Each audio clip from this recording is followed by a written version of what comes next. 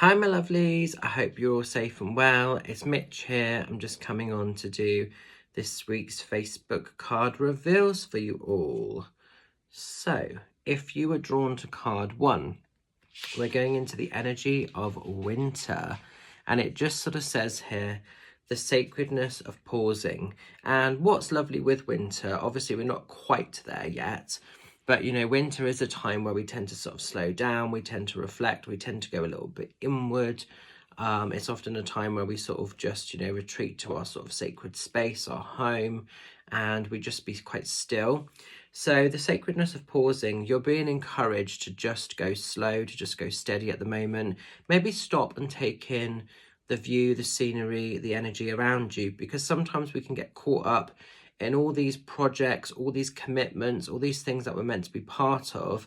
And sometimes we forget to almost like live, because it's almost like, do you know what I mean? There's this sense and there's this feeling of almost where we're so busy and so consumed in everything, we forget to stop and actually see the beauty, the magic of the world around us.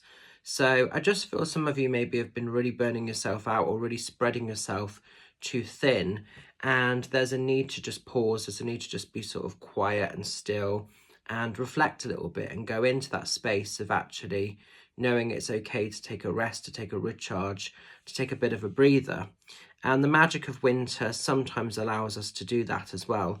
And it's also kind of celebrating the kind of the coldness, you know, because life isn't always fluffy, it's not always positive. So within this, maybe there is also some healing or shadow work that some of you are maybe having to go through or acknowledge. And if that's the case, process it, go through it, you know, be at peace with it, so that when you do feel ready to be busy again and move forward, you'll be able to put your best foot forward.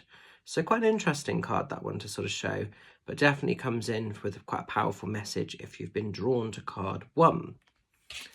Now then, as we're moving into card 2, we're going into the energy of the owl. And it just sort of says here at the bottom, wise seeking, wise action. So it's really, really important when the owl shows, you're being encouraged at the moment to sort of look, observe, see the energies around you for what they are. Not just the physical and spoken energy, but the sort of deeper energetic energy of things. Because sometimes we can see a circumstance, a situation, or a behavior, and it can seem a certain way, but sometimes that's not the truth, that's not the reality of what's really showing, that's what's really kind of going on below the surface. So this card is sort of wanting you to sort of really protect your energy, and it's actually kind of looking, it's observing, it's witnessing the truth of things. You're not necessarily having to respond, you're not necessarily having to challenge things back, but you're just taking a silent action, a silent approach. You know, the owl is the hunter, essentially, and obviously to hunt their sort of prey, they need to be quite stealthy, they need to be quite silent in their actions and in the way that they handle situations. So wise seeking, wise action. And this is about if you need to remove yourself from a situation, spreading your wings and just setting yourself free, using the full moon's energy to sort of help to do that as well, which we do have at the weekend. We're coming up to a full moon cycle. So an interesting time of change and sort of transformation for that. So if you've seen things that you don't agree with, that don't sit well with you, like I say, it's not getting hostile, it's not getting nasty, it's just gently putting your personal protection, your personal boundaries in place, and, you know, doing the steps that work for you in order to set yourself free, in order to move away. So the wise energy tends to know not to respond, not to react. They just tailor, sort of suit their world accordingly. So you're putting some personal boundaries, some personal things in place just to move energy along and to not be triggered or involved in stuff. You know, if somebody can't respect the essence of what you bring to the table and your magic, it might be time to just fly on, you know. So there's an element of that as well. Interesting. And finally, if you've been drawn to card number 3, we're going into Lady, I'm not going to be able to say this right, de los Madrestos. I've said that completely wrong. I'm going to put it in close so you can see the sort of wording there. That's my dyslexia getting the better of me, look. And it just says here, acceptance and equality. this is all about living your best life. It's being part of something fabulous. It's actually being kind, respectful, and at peace with the essence of you. Now, this character is often known as the Lady of Death, you know, and she's celebrated throughout different sort of cultures, without different religions, heavily celebrated within sort of Mexican culture, the Day of the Dead, the honouring of all of this, of course. And this is the point between points. She has an appreciation, she has a celebration for life, and she wants to live her best life. So it's accepting all of that great stuff. But it's also that at some point, when all is said and done, we've all got this invisible barcode on us, and we don't know when our sell by date is up. We don't know when our time is through, but we all know that at some point our journey will end, our journey will finish. And this is being okay with that transition of death. I'm not saying that you guys are going anywhere just yet, so don't panic about that. But what this really means is, if we all know that time is borrowed and time is quite short, why are we wasting it, fearing it, getting stuck in depression, anxiety, worry about how we make other people feel? So the acceptance part of this is being fabulous, is being brave enough to think, I'm going to be the best version of me, not for anybody else, but for myself.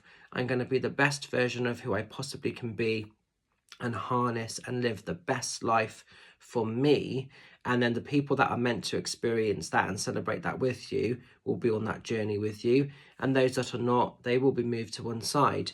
But it's being at peace with yourself. It's being okay to be you and giving yourself that gift, that permission of acceptance. And that's where the real magic can happen. Okay, so just being comfortable enough in your own roots, in your own skin, to be you, because we're all here for quite a short space of time.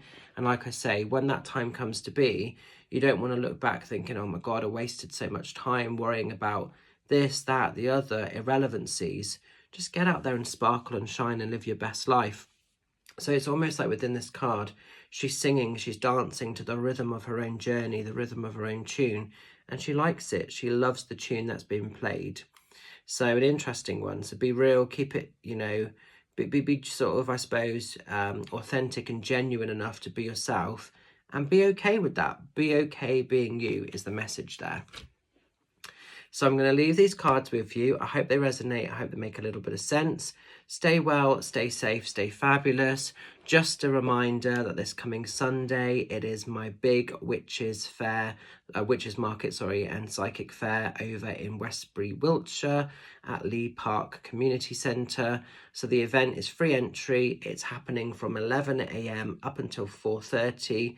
Then in the evening, there's going to be a demonstration of mediumship with myself and the amazing Debs Ty Duck. I think we're down to like the last 15 tickets left now, so that has been selling. So last 15 tickets, sort of go over to my website, get booking if you'd like to come along. It'd be great to see some of you lovelies. And this is the last Witches Fair that I will be running. I'll still be going to other ones, of course, but this is my last own one that I'm going to be running. So if you want to come along and support it, it'd be great to see some of you lovelies. And yeah, just can't wait. So look after yourselves. Have a fabulous week ahead. I hope those messages make a bit of sense for you. And I'll see some of you lovelies very soon. Take care. Bye for now.